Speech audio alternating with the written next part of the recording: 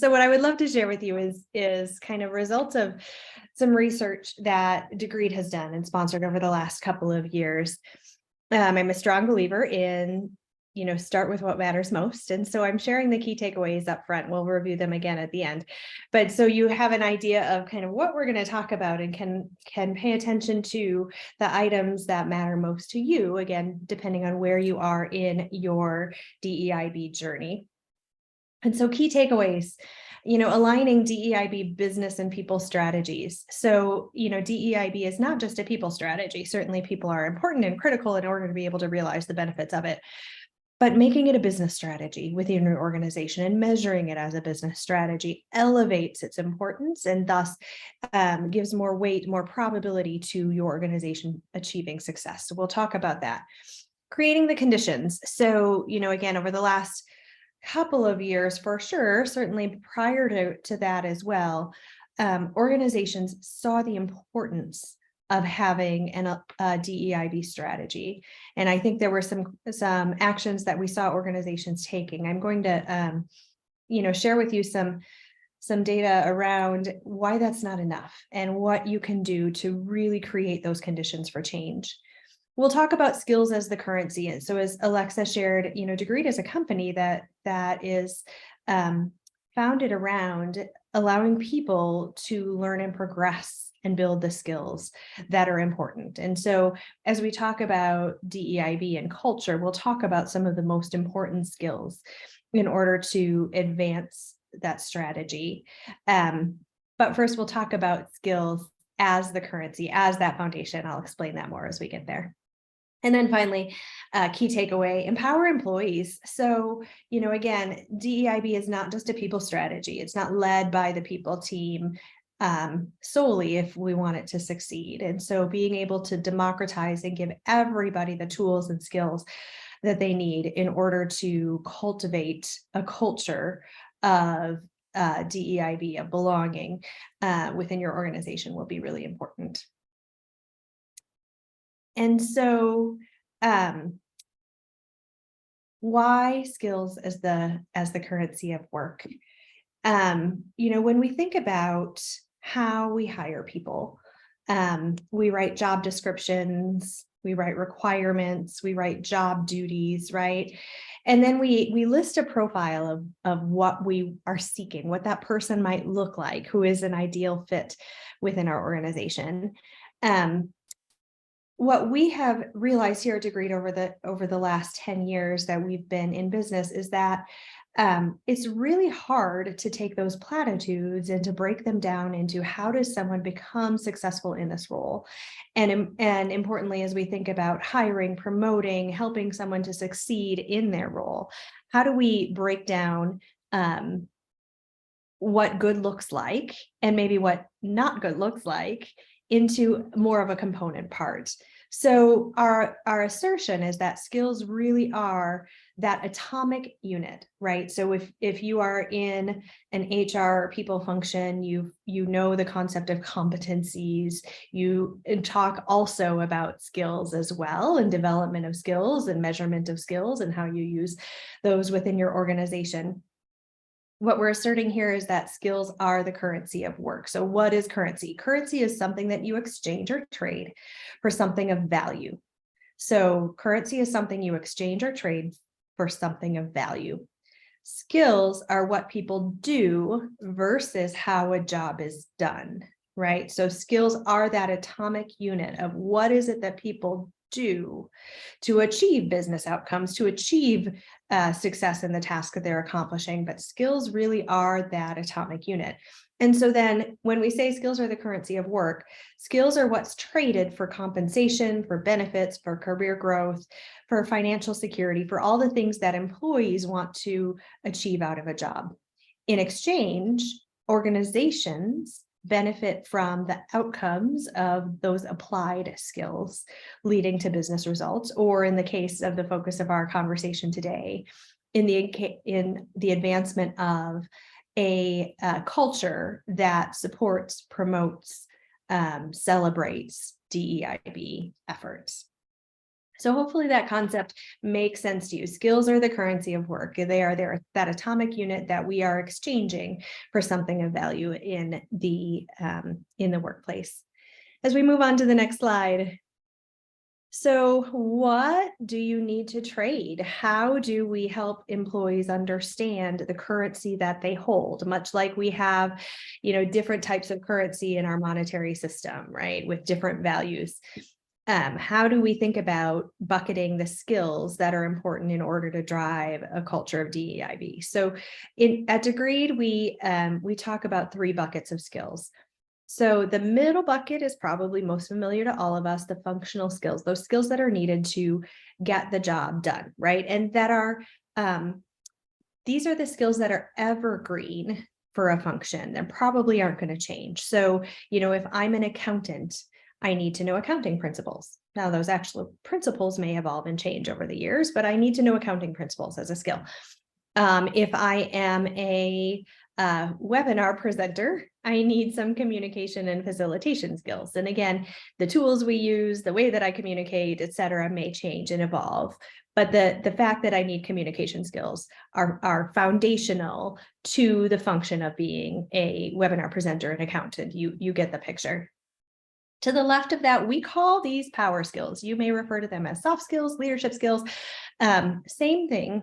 One of the reasons that we call them power skills, though, is that these are the skills that hold the power, right? The power to bring the functional skills to life, right? So again, whatever label you put on them, these are those skills that help an employee to be successful as they apply those functional skills within their role. And then to the right, we've got transactional or hot skills. These are the skills that, as we think about the macroeconomic environment, as we think about kind of business strategy, short-term business strategy, right? 3 to 5 year business strategy.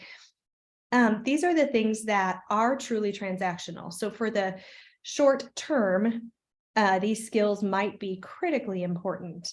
But as we think about the long term, it's likely that they will turn over, that we will have different transactional skills. As you hear or read about the shelf life or the half-life of skills, transactional skills have a smaller shelf life compared to functional and power skills. So that's how we kind of define this. And as we go forward, just understanding those buckets and how the important skills play into them will be important. And so, Alexa, as we advance, I think it's time for a poll. So first opportunity, for those of you who haven't introduced yourself in chat yet, first opportunity for you to click some buttons and interact with us a bit. So, if you have to choose, and I'm going to ask you to choose one of the 3, or perhaps you haven't focused on any of these yet. The question is, which of these buckets of skills shows up most often in your organization? So are you focused on those power skills? Again, you may call them soft skills or leadership skills. Are you focused on functional skills? So, job related learning in order for individuals to succeed in their role or the next one on their career path. Or are you focused on those transactional?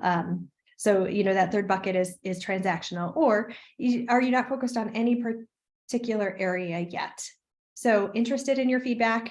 Hopefully me taking the time to read through those options gave you some time to vote. I'll give you a couple more seconds, Alexa, and turn it over to you to kind of round out the poll for us.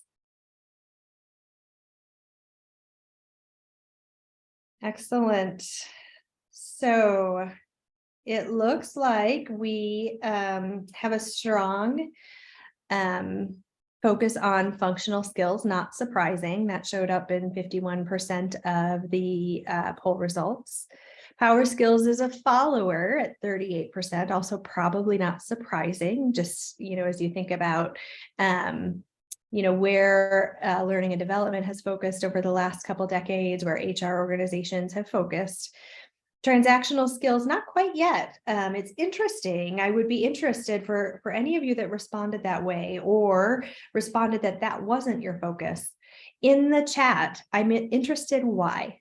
Why is your organization not focused on the transactional skills? I can think of several reasons that are all valid. I'm not judging. I'm just curious why. And then we had a few respondents that aren't focused in any particular area yet. So thank you for answering that poll. Interesting data. Certainly, as we go through the rest of the webinar and talk, I'm curious to see how that holds true or doesn't as we continue on. So we've talked about skills as currency. We've talked about the buckets of skills that DEGREED focuses on. Now we need to answer the question, how are we going to get there? And how does DEIB support the value equation within organizations? And so, again, I don't think any of these will be a surprise to you. But, DEIB certainly helps to increase employee fulfillment. It has impacts on engagement and retention. I'll share some stats with you related to that. DEIB, of course, helps organizations to be more innovative. And certainly that's a key component when we think about shareholder value, stakeholder value, really employees wanting to work at our organizations as well. And then it supports consumers' expectations of fairness and equality and equity, right? Again, the bar has been raised in terms of importance of DEIB to organizations' abilities to attract and then retain the employees that are going to help the organization meet its goals. And so as we move to the next slide, why is DEIB so important? Why is it so critical that we align the HR practices with the business strategy? That first key takeaway. Well, here's why. We want to do better, be better, live better with skills at the center of that equation. So why is it important? Well, there's a cultural impact. When we did our research a couple of years ago, we found that organizations that score high on an index that supports DEIB are more likely to see positive individual and organizational outcomes. Like they're 2 times more likely to give, employees are 2 times more likely to give their employer a positive net promoter score. That's culture impact, right? That's talking about what is it like to work in the organization. There's a social impact as well. So again, consumers, we as consumers, but we as consumers buying into an organization, right? By starting and staying employed with that organization, we are more and more expecting to see social impact to the world around us. And so in addition to that, DEIB has an innovation impact, right? So when we bring more diverse thoughts to the table, there are many studies that point to the ability for organizations to innovate faster and innovate more sustainably, bring more innovation to market because of building the roads to surface those diverse viewpoints. And finally, business impact. So, again, why are all of us in business? Grow market share and profits. And make sure that our workforce is satisfied and retaining as well, and wanting to stay as well.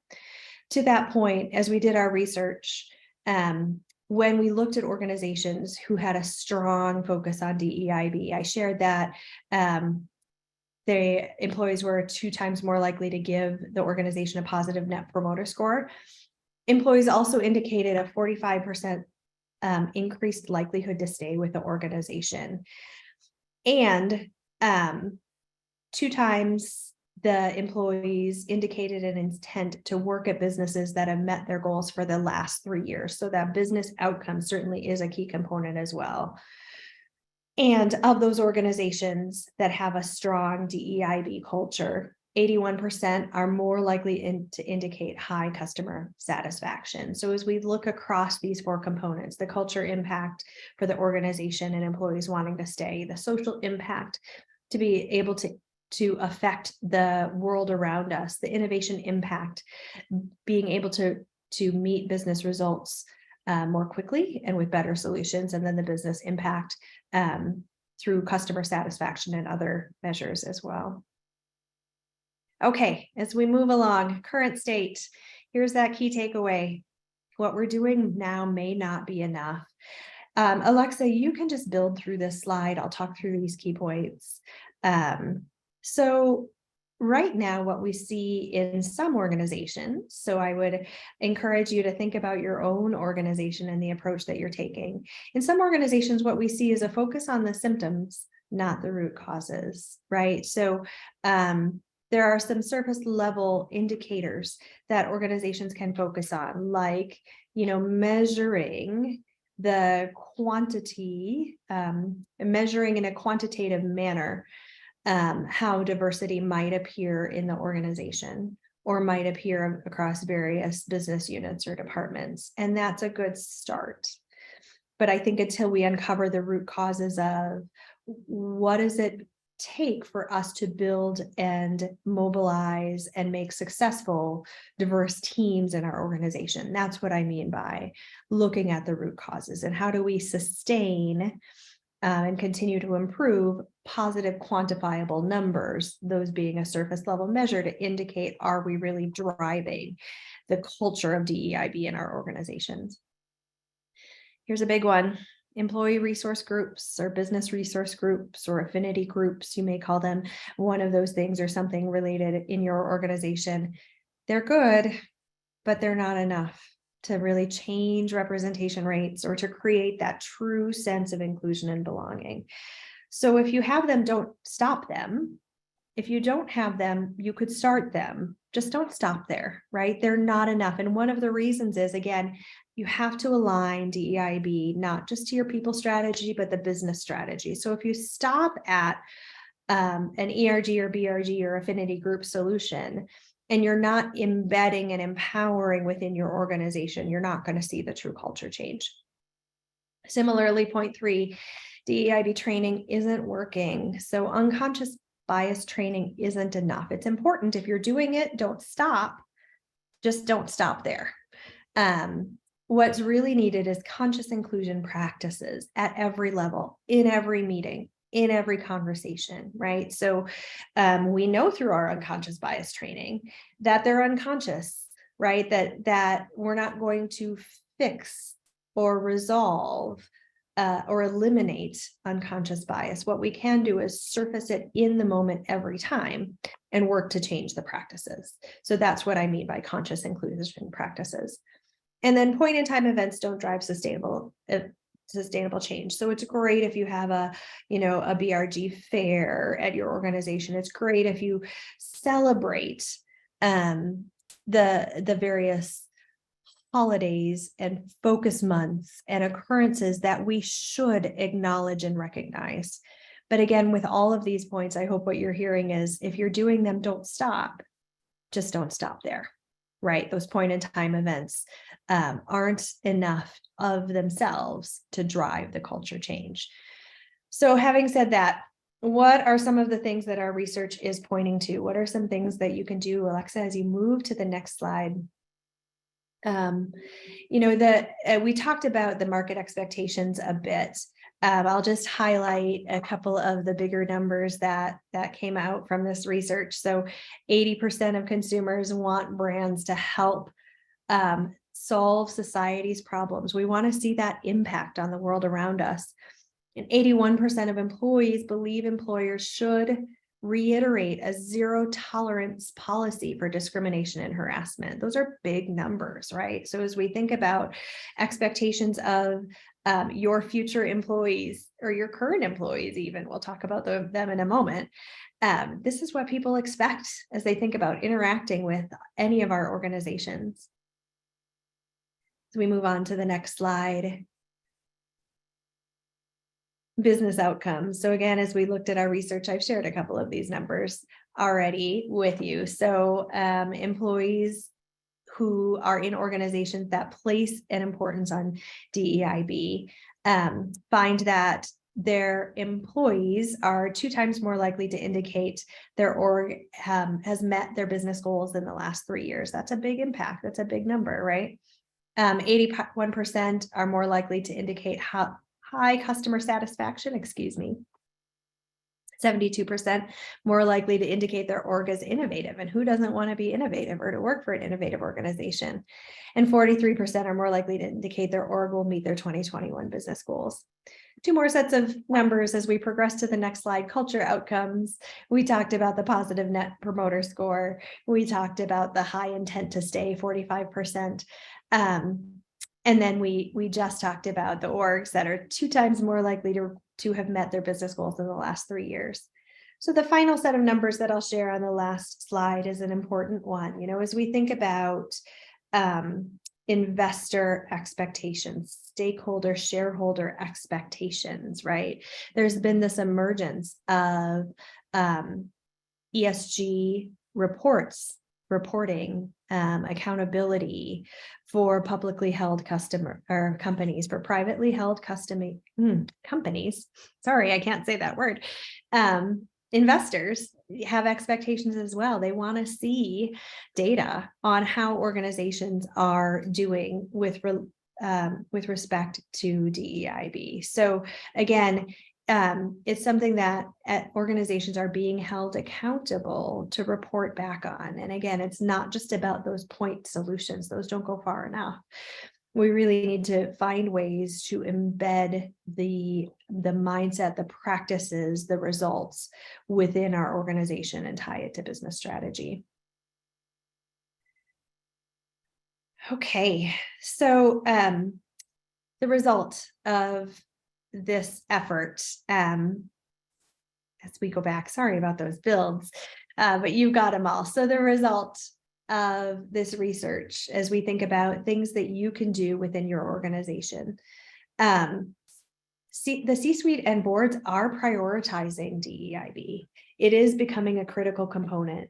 What we're finding is executives are more open to DEIB topics. So if you haven't started yet, the environment is prepared for you to have these conversations. Executives are open to them because when we think about this research, when we think about the result, the environment is primed. Executives want organizations to succeed, want people to be happy, want customers to want to work with our organizations. And so it's a great time to start these conversations if you haven't already. We're seeing more honest conversations about DEIB topics. Again, we're not just addressing those surface level metrics or quantifiable aspects. We're talking about why. Why are we there? And how do we improve what we need to improve, celebrate what we're doing well? And all of that is leading to an expansion of DEIB efforts across organizations. I've been talking for a lot. I feel like there's some good chatter going on in chat. I see those of you that are interacting. And so I'd love to pivot and talk about the skills that matter most. So we've talked about skills as currency. We've talked about why DEIB matters. We've talked about what's not working and what is working and some good stats. So what we're looking at now is a chart of the skills that matter most from our research. And so let me give you some orientation to this chart and how to read it, and importantly, what you can do about it. So I promised you 2 skills that matter most. We're going to talk about them on this slide.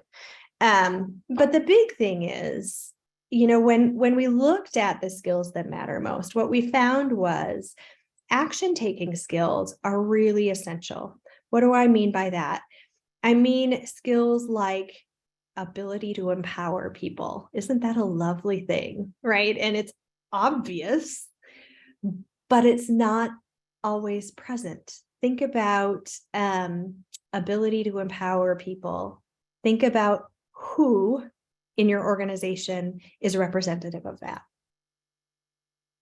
Now, maybe think about who in your organization does not embody that. And so if you are able to come up with examples for each, that's why this is a skill, right? And it's why it's an action-taking skill, because being good at it drives us forward.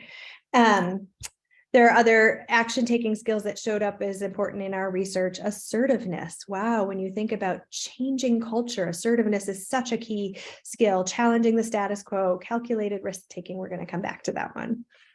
So action-taking skills are really essential, as opposed to more passive skills like listening or self-awareness or empathy. Those are all good things and they're important, right? But when we think about driving a culture of DEIB, the passive skills just aren't enough. And in fact, when we looked at organizations who are only focused on passive skills, we saw a negative correlation with being a top DEIB organization, meaning DEIB was not working in their organization. But when passive skills augment action-taking skills, the organizations are more likely to be at the top of our index. So we know action-taking skills are important. Those are the ones that are highlighted in orange. I also want to call attention to the middle column as we think about skill evolution. And so we talked about 3 buckets of skills, right? Foundational, power skills, and transactional skills. Foundational skills are those skills that are evergreen, but I'd like to draw your attention to pattern recognition and data literacy near the bottom of the middle column of this slide.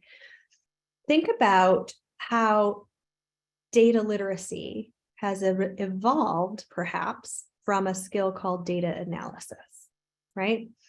Think about how pattern recognition might have evolved from a skill like problem solving or evaluating trends, right? And so that evolution of skills is interesting and important as well as we think about action taking and evolution of skills and how we think about what's most important for our organizations today. And then we've got this category on the right called managing social dynamics. And I've circled for you those 2 skills. So calculated risk-taking, nonverbal communication showed up across roles, across organizations as the 2 most important in order to be successful in driving DEIB at your organization. Calculated risk-taking, right?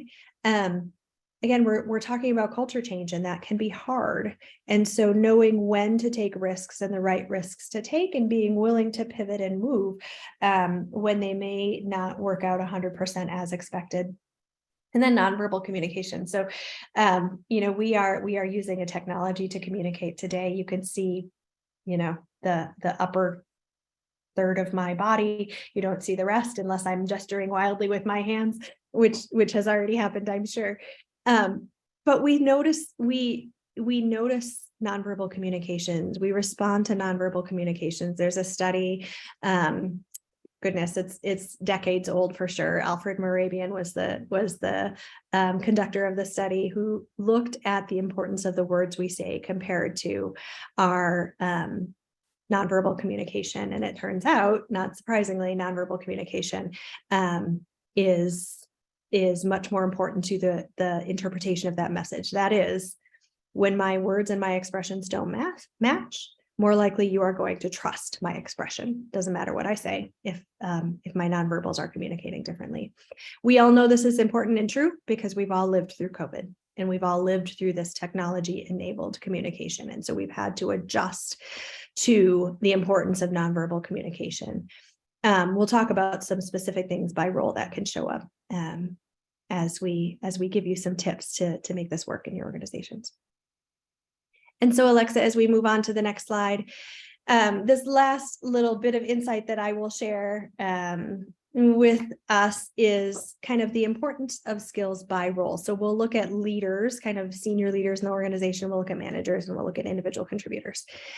And so for leaders, in order to contribute to changing the culture of DEIB at organization, it's about driving DEIB at scale. Leaders have broad influence in organization. And so skills that are important, challenging the status quo, because if our leaders aren't supporting it, individuals don't feel safe to change it. Assertiveness, mental flexibility. So the ability to outline a strategy, but to change it based on the input from others in the organization. Nonverbal communication, so critical here. Again, if my nonverbals are not matching the words I'm saying, people are going to trust the nonverbals. And then persuasion and calculated risk taking, especially at the senior levels, because being able to influence peers so that the organization is all rowing in the same direction is so critical. As we move to the next slide and look at the manager population, Managers set the conditions where the rubber meets the road. So this is where it really happens, because managers are that middle layer between the senior leaders who are driving the strategy and the individuals who are executing and carrying out and doing all the things that drive this forward. And so for managers to contribute successfully, it's about being open to new ideas, curiosity, right? What if? Asking those what if questions is demonstration of skill. Sorry, that word took me so long to find. It's a demonstration of a skill of curiosity. Challenging the status quo shows up here as well, as does grit.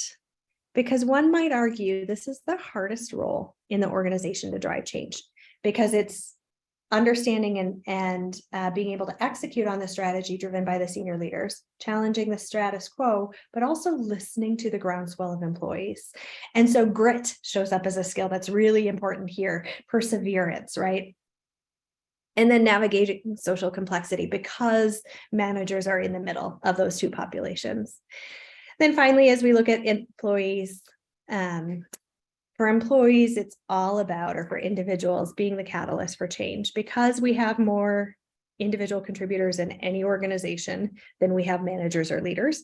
This is where change actually happens, right? And so for individuals, key skills are authenticity and courage, right? Again, in order to be catalysts for change, it takes courage to put forth new ideas, to recognize that the surface level investment is not going to be enough, and to make suggestions and drive change.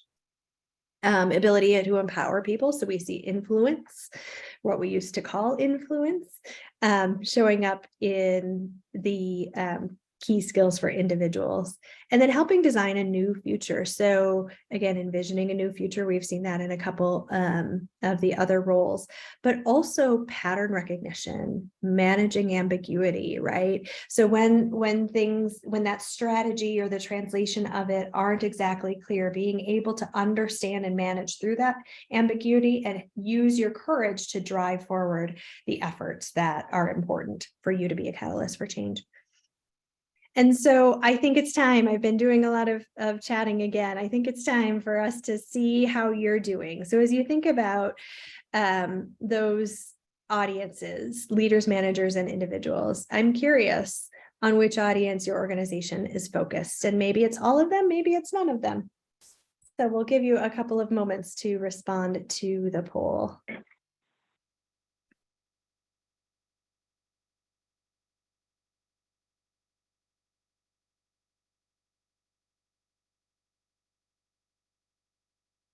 Seeing lots of good comments in chat.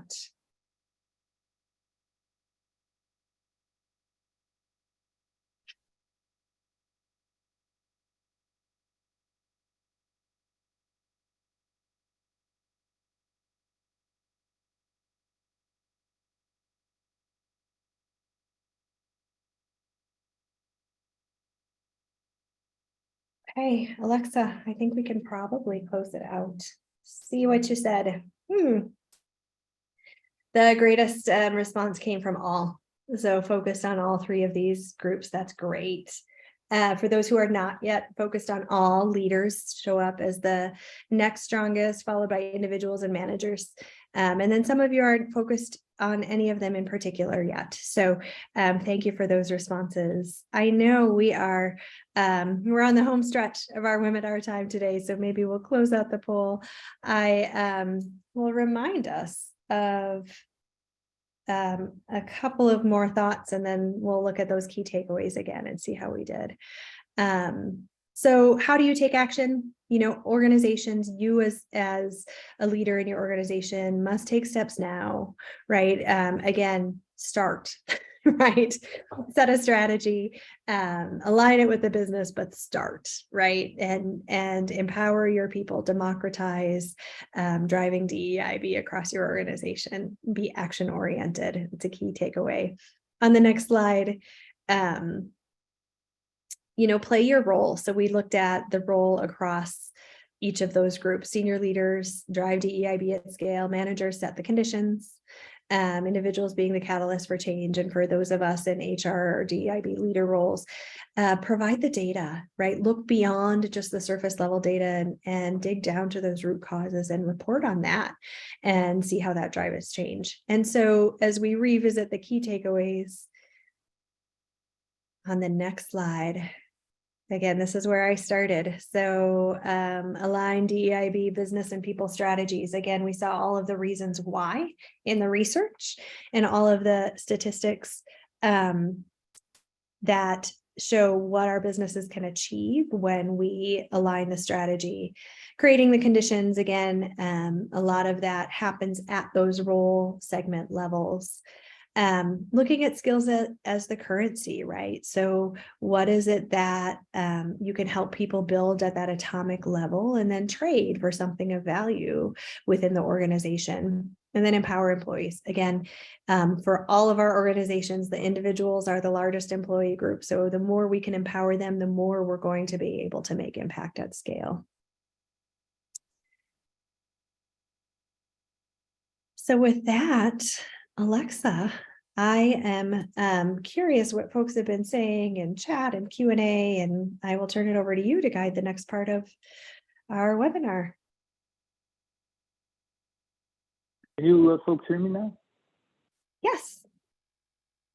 Hi, this is Claude Werder, and I've had tremendous audio problems, but I'm here now and happy to participate in any discussion that we have. I can help with some of the chat and the questions.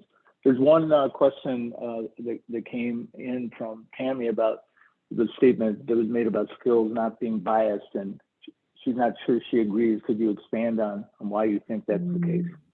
Yeah, it's such a great question, such an important question.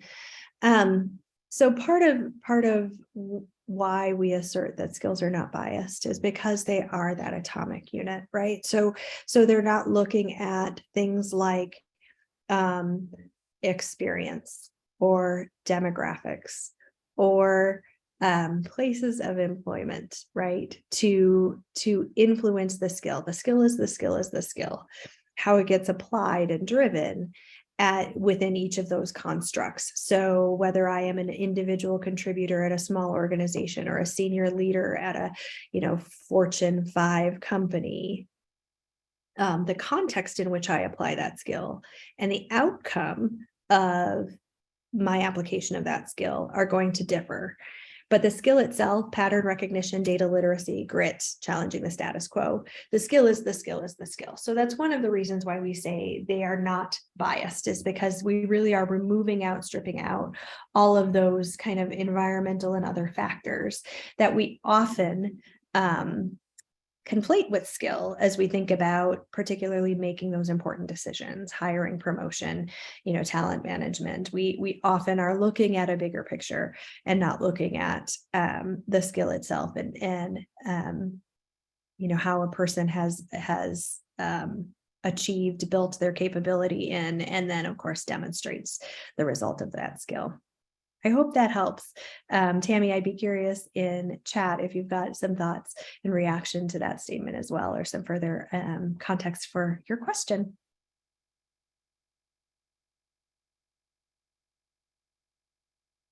Yeah, I thought it was a great answer. I guess skills, you could make the argument just for discussion purposes, skills could be maybe applied with bias, but the skills themselves are not biased. Got a few other comments here, no questions. Keep the questions coming. We've got a little time today, but they're talking about, here's Tammy is responding. Maybe we can say the skill isn't biased, but the environment around it can be. Thinking about how some are socialized and educated to develop that skill, and some others are not. Some are given additional opportunities to develop it, and others are not. Some are celebrated when they exercise it, and some are not. Now, I think that kind of goes to the environment of inclusion in the organization and kind of the sense of psychological safety that exists, which I think somebody else brought up as well as being an issue. So even with the skills, there has to be that environment, that culture is being developed over time where those skills are perceived in the way they're intended. What would you think, Kristen? Yeah, I agree, right? Again, it's so the challenge, I think, as we think about this is as we think about eliminating bias or reducing bias or driving a DEIB strategy and a culture within organizations, all of those conditions exist, right? And so it's hard not to put the environment in touch with the skill. And as we think about, again, the concept of psychological safety or, the organizational structure and communication norms that allow or disallow an individual from being able to fully demonstrate their skills. It's hard to separate those things. And maybe I would assert it's maybe unimportant to separate those things. I think as we think about the full DEIB strategy, it's not an either or, it's a how do we kind of attack all of the things. So how do we give people the skill to be able to speak up in this case, but also create the psychological safety and also create the environment and the cultural norms and the communication norms that allow that person to demonstrate that skill. So again, I think it's important to have the conversations about how do we drive skill? How do we use skill as that mechanism to be able to develop people? But then also, how do we change and impact the environment such that that skill can truly be valued within the organization? Yeah, there's still some ongoing discussion about this. It's a great topic about whether skills are biased or not. But we've got a couple of other questions. Maybe we can circle back to this. They've come in that might be good to handle. One is, what do you do when people don't want to see that they're not being inclusive or diverse in thought and action? Yeah, Claude, I'm curious about your thoughts on this one too, but I think about the skill of courage, right? Right. And challenging the status quo, really showing up, across Yep. across the roles. I think those are just so important. I think, again, we've been talking about psychological safety in the last couple of minutes and how important that is. But even when that's not present, I think empowering individuals and celebrating their courage to speak up in those moments is the only real way, or one of the only ways we can drive change when we are seeing someone not demonstrate the actions that we want to see. I think that ties back to the skills, though. We have a competency model of Brandon Hall Group related to champion skills around DE&I. And one set of skills is about advocacy. And to your point, one of those advocacy skills is being courageous. And so, to your point, it goes back to skills, right? If you develop the skills of people are courageous, then you're more likely to have people who are willing to call someone out or stick up for someone or challenge the status quo. But that only happens if you taught those skills across the organization, and if somebody's a lone wolf, so to speak, one person in an organization that doesn't have those skills, or the environment doesn't exist in which you can challenge things like that, then yeah, you've got a problem. But if you have a lot of people who have been educated and created the kind of skills like courageous and being motivated and being a change agent and being action oriented and not just letting things happen without addressing them, then I think that's how you make progress. So important. Any further thoughts or comments? No, I think you really summarized that well. I couldn't agree more. Here's another one. Is there a way to balance the sensitivities of DEIB, but not become overly sensitive, where employees feel that they are walking on eggshells, feel robotic, or create an environment of being so unsure about their actions that it becomes paralyzing?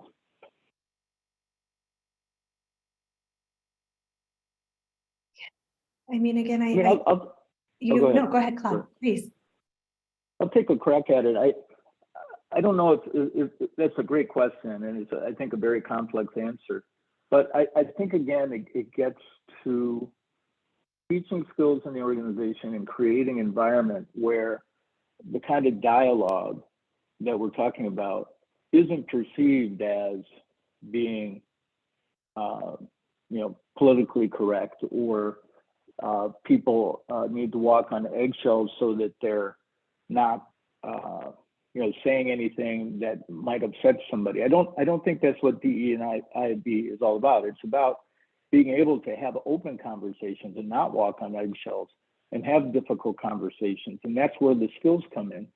And so, I don't know if that directly answers the question, but I think it just kind of ties back to our thesis about all the questions that you're asking here and kind of challenging or questioning how that would work. That's why the skills are so important. It doesn't guarantee that the kind of issues or conflicts that you're bringing up in your questions aren't going to occur, but it gives the workforce, as a whole, more capability of dealing with the complexities of building the DEIB culture.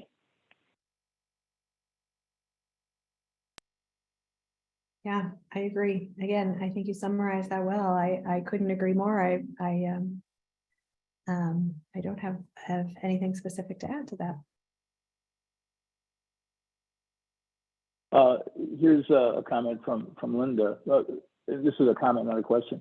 Remember that we cannot change the people around us, but can always state that we need what we need in our lives. Instead of saying we should be more inclusive, maybe we should be saying, I need to enjoy the benefits and opportunities of being in a diverse environment. And I think that's just a really great point.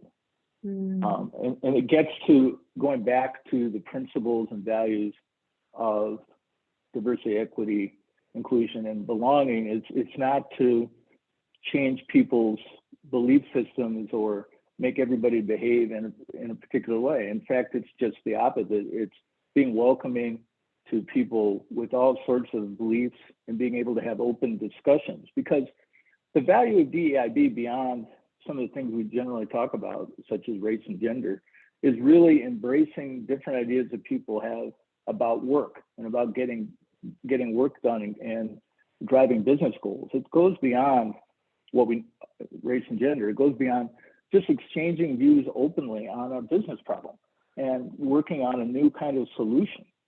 And so opening your mind, as Linda suggested, say, I need to enjoy the benefits and the opportunities of being diverse, just allows more thoughts to resonate, more opinions, more different points of view to resonate in the workforce or in the team or in the work department, that allows the organization to advance in some way. That's a great thought.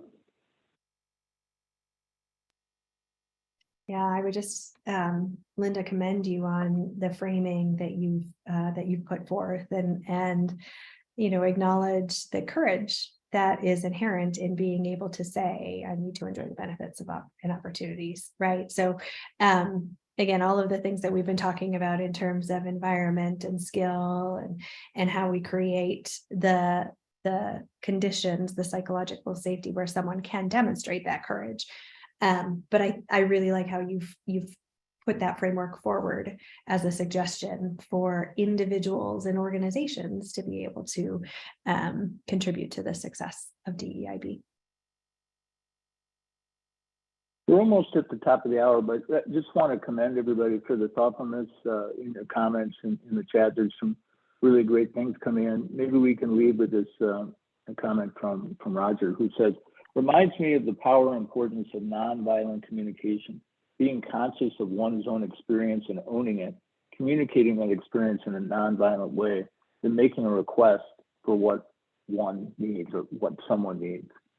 And I think that really captures the value. It's an open communication, being open to different opinions, not reacting badly to them, not judging them, just saying this is different than the way I would think about it, and try to benefit from it, as Linda said. So great comments, great presentation. I'm sorry I was not able to join in earlier, but I was listening throughout as I was frantically trying to connect my audio.